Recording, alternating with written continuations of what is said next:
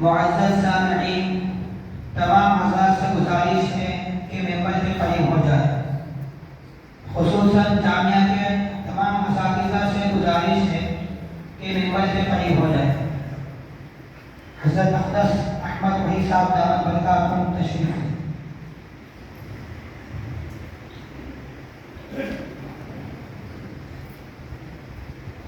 حضرت مامون صاحب دامت برکاتہم تشریف لائیں.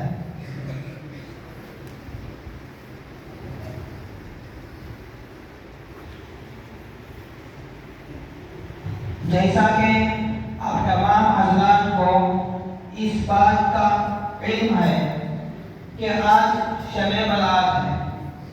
آج کی رات کی فضیلت اور اس کی اہمیت بتانے کے لیے انشاءاللہ تھوڑی دیر کے بعد حضرت اقدس احمد وحید صاحب دامت برکاتہم اس پر روشنی ڈالیں گے. اس سے پہلے یہ بات آپ کو بتانا ہے کہ ہمارے جامعہ اسلامیہ مسیح العلوم میں ایک مکتب جاری و ساری ہے جس میں تقریباً 60 طلبہ زیر تعلیم ہیں. یہاں کے قرب و جوار کے طلبہ مکتب کو آتے ہیں اور علم حاصل کرتے ہیں. یہ مکتب فجر کے بعد بھی چلتا ہے اور عصر کے بعد سے لے کر مغرب تک اور مغرب کے بعد سے لے کر عشاء تک بھی چلتا ہے. اس میں ایک شعبہ حفظ بھی ہے جس میں طلبہ قرآن مجید کو حفظ کرتے ہیں. یعنی اپنی اسکول کی تعلیم کے ساتھ وہ قرآن کی تعلیم باقاعدہ قرآن کا حفظ کرنا وہ اس میں لگے ہوئے ہیں. 6 طلبہ الحمدللہ ہمارے پاس ایسے موجود ہیں جنہوں نے پچھلے سال قرآن مجید نازلہ مکمل کر کے اس سال شعبہ حفظ میں داخلہ لیا. وہ طلبہ اسکول کو بھی جاتے ہیں. ان میں سے ایک طالب علم وہ کالج کو بھی جاتے ہیں, ڈگری پڑھتے ہیں, لیکن اس کے ساتھ ساتھ ان کے شوق کی وجہ سے وہ قرآن کا علم حاصل کرنے کے لیے قرآن کو حفظ بھی کرتے ہیں. اس کے ساتھ ساتھ یہاں جو مکتب ہوتا ہے اس میں بچے فجر کے بعد بھی آتے ہیں اور عصر کے بعد بھی آتے ہیں. ان کو بھی دین کی تعلیم دی جاتی ہے. مکتب کی تعلیم بہت اہم تعلیم ہوتی ہے. جیسے ایک چھوٹے بچے کو ماں کے دودھ کی ضرورت ہوتی ہے, ویسے ہی بچوں کو, ہمارے بچوں کو مکتب کی تعلیم کی بہت سخت اور اشد ضرورت ہوتی ہے. اس کی اہمیت کو ہم کو سمجھنا چاہیے. میں تمام لوگوں سے جو یہاں آس پاس رہتے ہیں ان سے گزارش کرتا ہوں کہ وہ آئندہ سال اپنے بچوں کو یہاں مکتب میں داخلہ کریں. مکتب کا جو اہم اور بنیادی جو مقصد ہے وہ مقصد ہے اپنے اولادوں کو, اپنے بچوں کو ایمان کی پختگی کے ساتھ زندگی گزارنے کا طریقہ حاصل ہو جائے. وہ اپنے ایمان کو محفوظ رکھے. کبھی کوئی ایمان کا ڈاکو, ایمان کا لٹیرا اگر ایمان پر حملہ کرنا چاہے تو ان کا ایمان ایسے مضبوط بن جائے کہ وہ اپنے ایمان سے نہ ہٹے. جب بچے چھوٹے ہوتے ہیں تو اسی وقت ان کی دلوں میں, ان کے ذہن میں اللہ کے عقیدے کے متعلق عقیدے اور آپ صلی اللہ علیہ وسلم کے متعلق عقیدے, آخرت کے متعلق عقیدے ان کی دلوں میں بٹھا دیا جائے تو موت تک ان کے دلوں میں وہ عقیدے بیٹھ جاتے ہیں.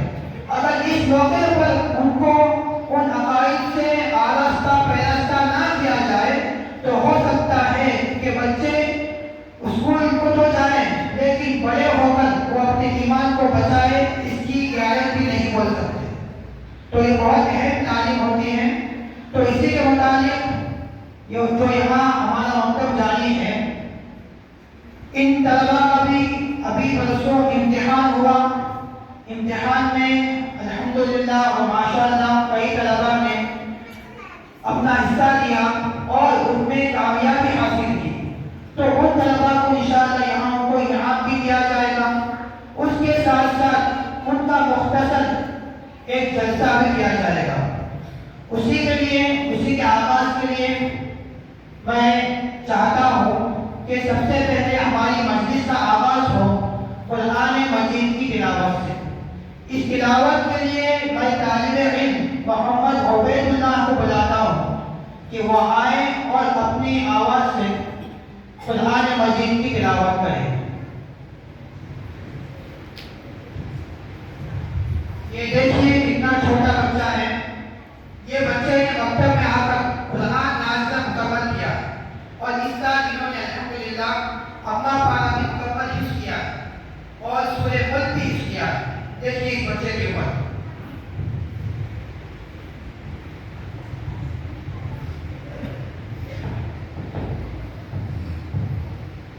السلام علیکم ورحمۃ اللہ وبرکاتہ.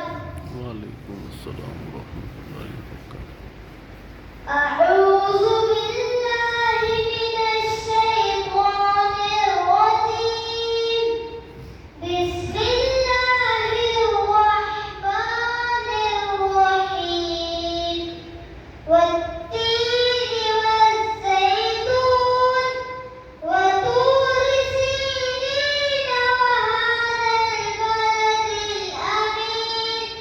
لقد خلقنا الإنسان في أحسن تقويم. ثم رددناه أسفل سافلين. إلا الذين آمنوا وعملوا الصالحات فلهم أجر غير ممنون. فما يكذبك بعد بالدين. أليس الله بأحكم الحاكمين. صدق الله العظيم. السلام عليكم ورحمة وعلیکم السلام ورحمۃ اللہ. ماشاء اللہ. دیکھیے یہ بچہ کتنی چھوٹی عمر کا ہے لیکن کتنے اچھے انداز سے قرآن کی تلاوت کرتا ہے. تو اس سے ہم کو بھی سبق دینا چاہیے کہ بہت سارے لوگ ایسے بھی ہوتے ہیں جن کی عمریں بہت زیادہ ہو جاتی ہیں لیکن قرآن مجید جو کہ اللہ کا کلام ہے جس کو اللہ نے پڑھنے کے لیے سمجھنے کے لیے نازل کیا ہے وہ ہم کو نہیں آتا ہے. تو اس کے بارے میں ہم کو توجہ دینا چاہیے. اس کے بعد میں نعتیہ کلام پیش کرنے کے لیے محمد التمش کو دعوت دیتا ہوں کہ وہ تشریف لائے اور نعت پیش کرے.